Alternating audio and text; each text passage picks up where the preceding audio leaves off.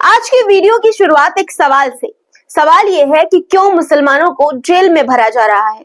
दोस्तों, आज आपको हमारे देश की पक्षपाती सरकार और बदहाल न्याय व्यवस्था की एक ऐसी तस्वीर दिखाने जा रही हूं जिसकी वजह से इस देश के 30% मुसलमान जेल में न्याय की उम्मीद में बैठे हैं। आंकड़े चौंकाने वाले हैं क्योंकि देश में 20% के करीब ही मुसलमानों की आबादी है। आज हम आपको दिखाने जा रहे हैं एक ऐसी रिपोर्ट जो आपके होश उड़ा देगी और दिमाग में 100 तरह के सवाल उठाएगी। सिर्फ मुसलमान ही नहीं, हिंदू भी इस देश की जंग लगी न्याय व्यवस्था से परेशान है और तंग आकर फंदा थामने को मजबूर। प्रियंका गांधी वाड्रा के संसद में दिए गए पहले भाषण की बात करूंगी, आपको दिखाऊंगी कि किस तरह से अपने पहले ही दिन संसद में अपने पहले ही भाषण में संसद के अंदर ऐसा सवाल किया उन्होंने, ऐसे सवाल उठाए जिसने सरकार की नींव हिलाकर रख दी। ऐसा गर्दा उड़ाया कि सारे भाजपाइयों की बोली बंद हो गई, आंखों के नीचे अंधेरा सा छा गया। शीत सत्र में सभापति जगदीप धनखड़ और नेता विपक्ष मल्लिकार्जुन खड़गे के बीच ऐसी हीट निकली है आज कि जगदीप धनखड़ की कुर्सी हिल सकती है। इसके अलावा दोस्तों, आज के इस वीडियो में लोकतंत्र की कब्र खोदने वाली भी एक खबर लेकर आई हूं। पता है आपको, अगर आप आज विपक्ष के साथ खड़े दिखेंगे तो आपको मार दिया जाएगा, आपका मर्डर हो जाएगा, या फिर आपके घर ईडी भेजकर आपको इतना प्रताड़ित किया जाएगा, इतना परेशान किया जाएगा कि आप सुसाइड करने पर मजबूर हो जाएंगे।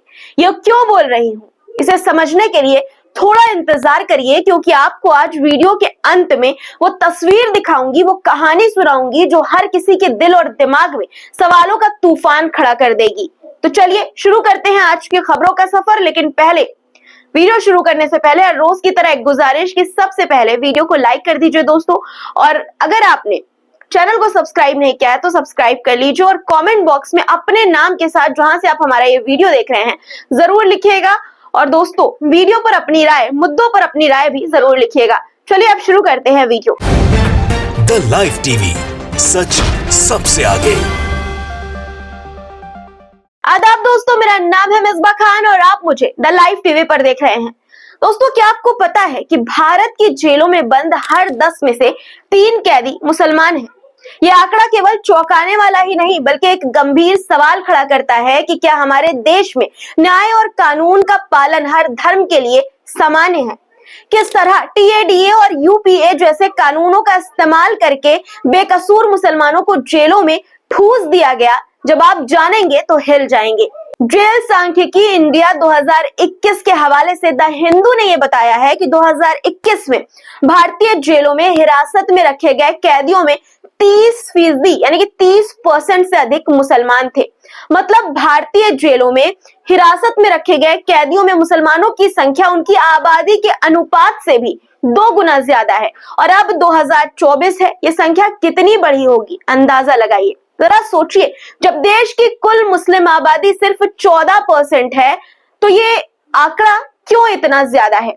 अब अगर आप ये सोच रहे हैं कि ये सारे मुसलमान अपराधी हैं तो आप गलत हैं, क्योंकि 4 प्रकार के कैदी भारतीय जेलों में रहते हैं। पहले, अपराधी जिन्हें कोर्ट ने दोषी ठहराया है। दूसरे, विचाराधीन कैदी जिन पर मुकदमा चल रहा है।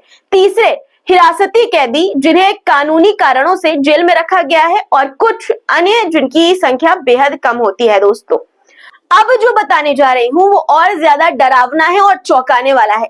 जहां जहां भारतीय जनता पार्टी की सरकार है वहां वहां की जेलों में मुसलमानों को बेतहाशा भरा गया है, और एक जेल में तो 100% मुसलमान ही है। देखिए दोस्तों, असम में प्रधानमंत्री मोदी की पार्टी यानी बीजेपी की सरकार है।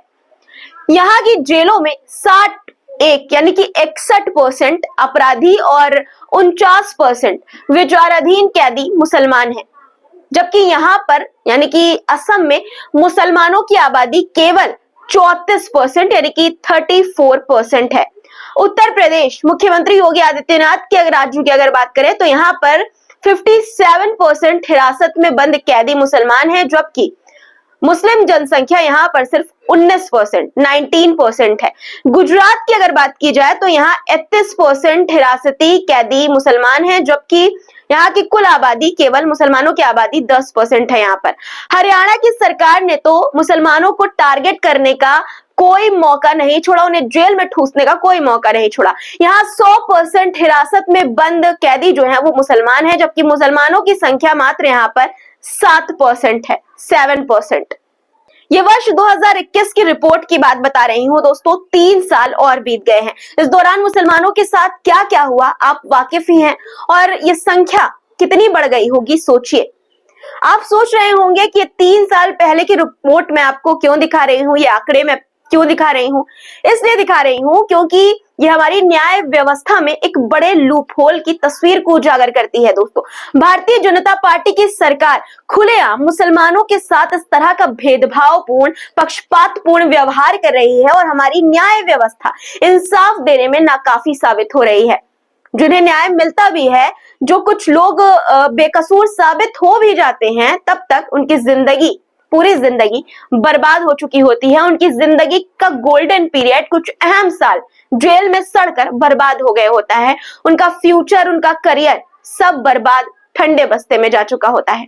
हमारे देश की न्याय व्यवस्था की वजह से ही सरकारें जुल्म करती हैं, और अगर 99%, 99% मुसलमान इस गंदी राजनीति, इस जर्जर न्याय व्यवस्था, इस पूरे सिस्टम का शिकार हैं, तो वो लोग जो अंधभक्त हैं दोस्तों, जो अंधभक्त ये सुनकर खुश होते हैं, वो ये ना भूले कि 1% हिंदू भी है जो इसका शिकार है। ताजा उदाहरण AI इंजीनियर अतुल सुभाष ही हैं। इसी जर्जर न्याय व्यवस्था की वजह से ये बंदा खुद को मौत के हवाले कर गया, और कई पन्नों के लिखे सुसाइड नोट में न्याय व्यवस्था की धज्जियां उड़ाकर रख दी इसने। आपको पता ही होगा कि बेंगलुरु में पत्नी और ससुराल वालों पर प्रताड़ित करने और न्याय व्यवस्था में खामी का आरोप लगाकर सुसाइड करने वाले AI इंजीनियर अतुल सुभाष ने 1.5 घंटे के वीडियो के साथ 23 पेज यानी 23 पेज का एक सुसाइड नोट भी छोड़ा है। इसमें उन्होंने शादी की शुरुआत से लेकर पत्नी से विवाद के बाद खुद पर लगे एक एक केस और सुसाइड की ओर ढकेलने वाले हर पॉइंट को विस्तार से समझाया है। इसमें फैमिली कोर्ट की जज पर घूस मांगने का, 5 लाख की घूस मांगने का, मांग कर सेटलमेंट कराने का आरोप भी शामिल है। और इन्होंने यह भी कहा कि अपने सुसाइड नोट में यह भी कहा अतुल ने दोस्तों कि जब तक मुझे न्याय नहीं मिलेगा तब तक मेरी अस्थियों को मत बहाना।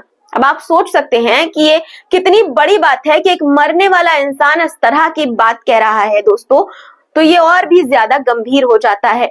और ये सवाल उठता है कि क्या हमारे देश में आज न्याय इस स्तर तक नीचे चला गया है, स्तर तक नीचे गिर गया है कि आखिरी रास्ता सुसाइड ही बचा है लोगों के पास। जब एक हिंदू का यह हाल है तो मुसलमानों को सीधे सत्ताधारी सरकार, जो सत्ताधारी पार्टी की सरकार है, उसके द्वारा निशाने पर लिया जाता है। वहां पर कैसे इंसाफ और न्याय, निष्पक्षता की उम्मीद लगाई जा सकती है, आप खुद सोचिए। संभल हिंसा के बाद ही ना जाने कितने लोगों को जेल में डाल दिया गया।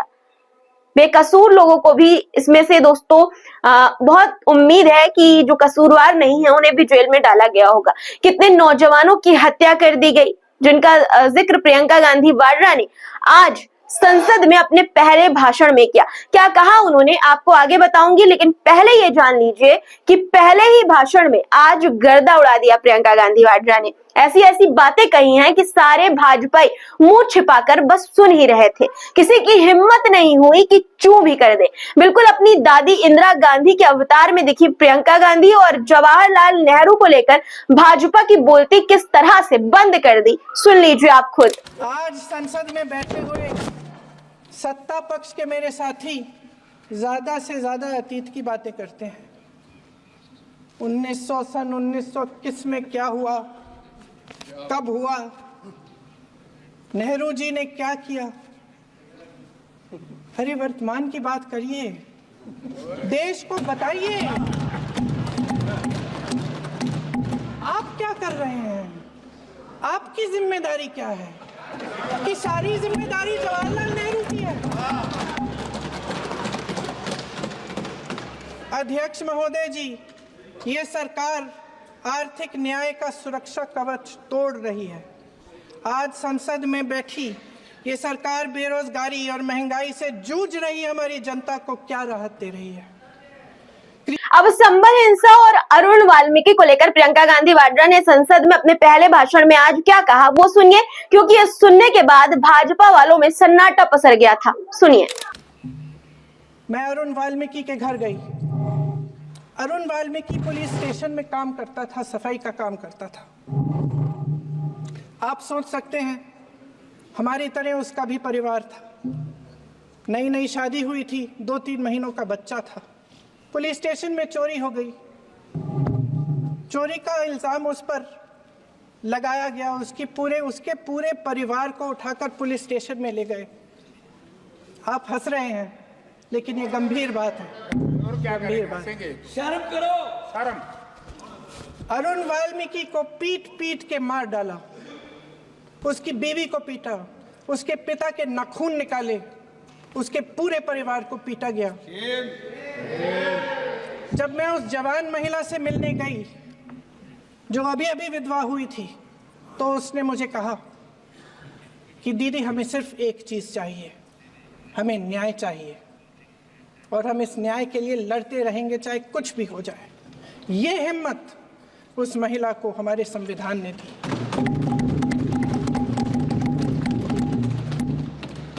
संभल के कुछ लोग आए थे हमसे मिलने जो मृतकों के परिवार के सदस्य थे। उसमें 2 बच्चे थे, अदनान और उजैर। आप सुनिए। उसमें 2 बच्चे थे, अदनान और उजैर। एक बच्चा मेरे बच्चे की उम्र का है, दूसरा उससे छोटा 17 साल का है। दर्जी के बेटे थे। दर्जी का एक ही सपना था कि वो अपने बेटों को पढ़ाएगा लिखाएगा। एक बेटा डॉक्टर बनेगा, एक बेटा भी सफल होगा दूसरा बेटा भी अपने जीवन में सफल होगा। उनके पिताजी हर रोज उनको स्कूल छोड़ते थे। उस दिन भी स्कूल छोड़ने के बाद अपनी दुकान में चले गए। उन्हें पता नहीं था कि विवाद हो रहा है। उन्होंने भीड़ देखी, घर आने की कोशिश की तो पुलिस ने गोली से मार डाला। वो 17 साल का बच्चा अदनान मुझसे कहता है, वो 17 साल का बच्चा अदनान मुझसे कहता है कि मैं बड़ा होकर डॉक्टर बन के दिखाऊंगा, मैं अपने पिता का सपना साकार करूंगा। ये सपना, ये आशा उसके दिल में। दोस्तों, अगर आपको लगता है कि ऐसी राजनीति बंद होनी चाहिए तो इस वीडियो को ज्यादा से ज्यादा शेयर करें और आवाज उठाइए। दोस्तों, आज के लिए इतना ही। फिर मुलाकात होगी और कमेंट बॉक्स में अपनी राय जरूर लिखिएगा। वीडियो को लाइक भी जरूर कर दीजिएगा। खुदा हाफिज। प्रियंका गांधी की इन बातों का जवाब भारतीय जनता पार्टी के पास नहीं था, जो कि संसद में पसरी शांति से समझ आ ही रहा है। दोस्तों, अब आपको संसद में हुआ एक और हंगामा दिखाना चाहती हूँ। यह हंगामा मल्लिकार्जुन खड़गे और सभापति जगदीप धनखड़ के बीच हुआ है। वजह बस यही है कि जगदीप धनखड़ ये भूल गए हैं कि वो देश के उपराष्ट्रपति होने के साथ साथ सभापति भी हैं, केवल भारतीय जनता पार्टी के नेता नहीं।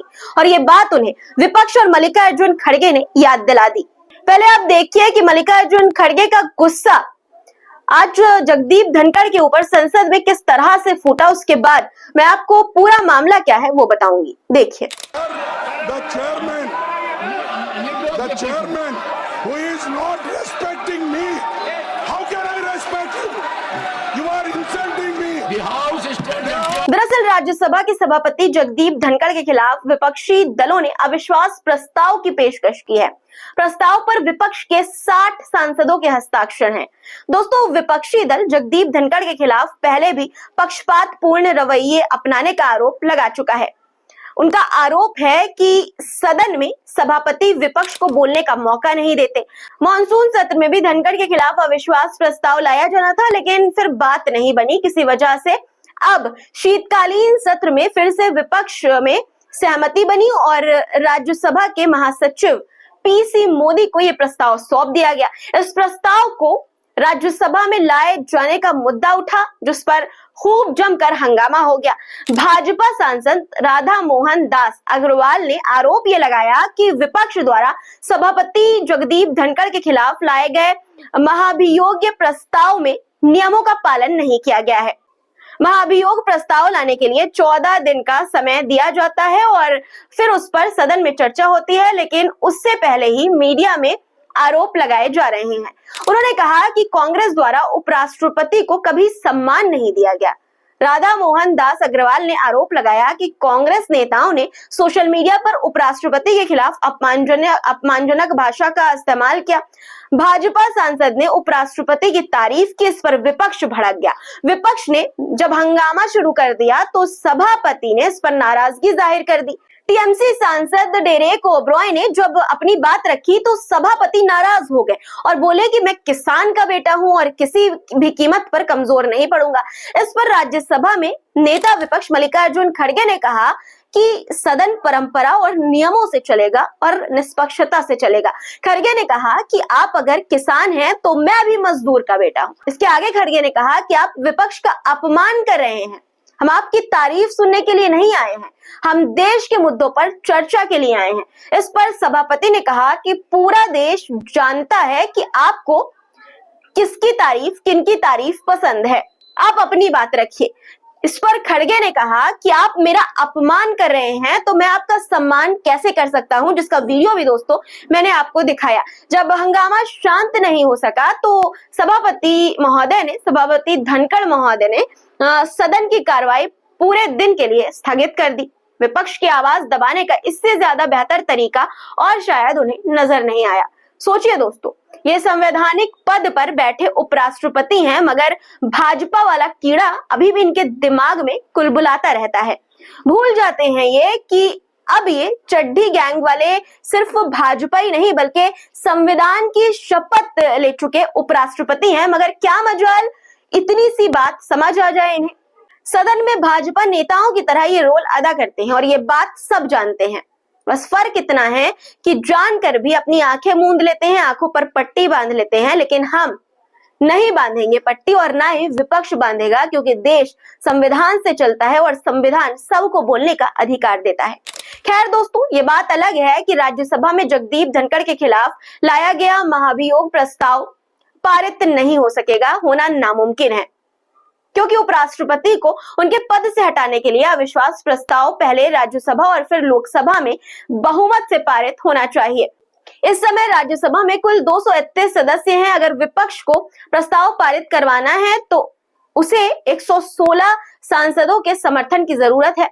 राज्यसभा में कांग्रेस के 27, तृणमूल कांग्रेस के 12, आम आदमी पार्टी के 10, समाजवादी पार्टी के 4, डीएमके के 10 और राष्ट्रीय जनता दल के 5 सदस्य हैं। इसके अलावा कुछ अन्य दलों के भी सांसद हैं, जिन्हें मिलाकर भी विपक्षी ब्लॉक के पास 85 यानी कि 85 सांसद होंगे। ऐसे में राज्यसभा में प्रस्ताव के पारित होने की उम्मीद ना के बराबर है। अगर मान भी लें कि राज्यसभा में यह प्रस्ताव पारित हो जाता है तो लोकसभा में विपक्ष के लिए संख्या बल जुटाना बेहद मुश्किल होगा। फिर प्रस्ताव क्यों लाया विपक्ष, ये सवाल आपके मन में होगा। देखिए, विपक्ष को भी पता है कि अविश्वास प्रस्ताव पारित नहीं हो पाएगा, लेकिन इसे सांकेतिक विरोध दर्ज कराने के लिए लाया गया है। दोस्तों, विपक्ष लगातार धनखड़ पर सरकार पर पक्षपात लेने का आरोप लगाता रहा है। ऐसे में अविश्वास प्रस्ताव लाने से जनता में ये संदेश जाएगा, ये मैसेज जाएगा, ये देने की कोशिश की गई है कि सदन में विपक्ष की बात नहीं सुनी जा रही है। अब अंत में आपको एक ऐसी खबर बताने जा रही हूं दोस्तों, बता देती हूं, जिसे सुनकर आप हैरान और दंग रह जाएंगे। अगर आप विपक्ष, खास तौर पर राहुल गांधी के साथ खड़े होते हैं तो आपको सरकारी एजेंसियां इतना प्रताड़ित करेंगी, भाजपा वाले इतना परेशान करेंगे कि आप सुसाइड करने पर मजबूर हो जाएंगे। ये क्यों कह रही हूं? क्योंकि ऐसा हुआ है दोस्तों। क्या आप सोच सकते हैं कि एक लोकतांत्रिक देश में सरकार की आलोचना करना या फिर विपक्ष का समर्थन करने की कीमत जान देकर चुकानी पड़ेगी? सीहोर जिले के कारोबारी मनोज परमार और उनकी पत्नी नेहा के साथ कुछ ऐसा ही हुआ दोस्तों। उनका शव शुक्रवार को सुबह घर में फंदे पर लटका मिला। दरअसल 8 दिन पहले 5 दिसंबर को प्रवर्तन निदेशालय यानी ईडी ने सीहोर और इंदौर स्थित मनोज परमार के घर और दफ्तर पर छापा मारा। करोड़ों की संपत्ति और दस्तावेज जब्त किए गए, उनका बैंक बैलेंस फ्रीज कर दिया गया। लेकिन क्या आप जानते हैं, ये मामला केवल संपत्ति या फ्रॉड का नहीं था।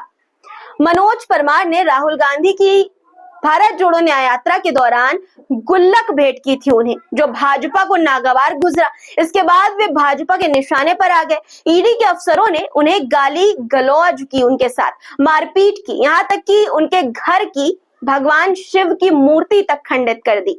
और सबसे शर्मनाक बात, उन्हें धमकाया गया कि वे राहुल गांधी के खिलाफ वीडियो बनाएं, नहीं तो उनकी जिंदगी तबाह कर दी जाएगी। ये सब बातें मैं अपनी तरफ से लगाकर नहीं बता रही हूँ, ये बातें कारोबारी मनोज परमार ने अपने 5 पेज के सुसाइड नोट में लिखी है। 7 पॉइंट के जरिए इस नोट में 5 दिसंबर को ईडी की रेड के बारे में लिखा गया है। अफसरों पर प्रताड़ना का आरोप लगाया गया है और राहुल गांधी से निवेदन किया गया है कि मेरे जाने के बाद बच्चों का ख्याल रखना, बच्चों को अकेला मत छोड़ना। अब हिंदू और मुसलमान सब ये सोचें कि क्या यही डबल इंजन की सरकार है जो लोगों के जीवन को बेहतर बनाने का वादा करती है, मंदिरों भगवानों की बड़ी बड़ी बातें करती है। ये पहली बार नहीं है जब भारतीय जनता पार्टी पर भाजपा सरकार पर सरकारी एजेंसियों के दुरुपयोग के आरोप लगे हों। ईडी और सीबीआई जैसी एजेंसियां आज भाजपा के राजनीतिक हथियार बन गई हैं। जो भी नेता, कारोबारी या सामाजिक कार्यकर्ता भाजपा की विचारधारा के खिलाफ खड़ा होता है, उसे टारगेट किया जाता है। मनोज परमार के सुसाइड नोट में साफ साफ ये लिखा हुआ है कि ईडी के अफसरों ने उनसे ये कहा कि अगर तुम भाजपा में होते तो तुम पर केस नहीं होता। मनोज परमार को बार बार धमकाया गया कि वे अपने बच्चों को भाजपा ज्वाइन करवाएं और राहुल गांधी के खिलाफ वीडियो बनवाएं।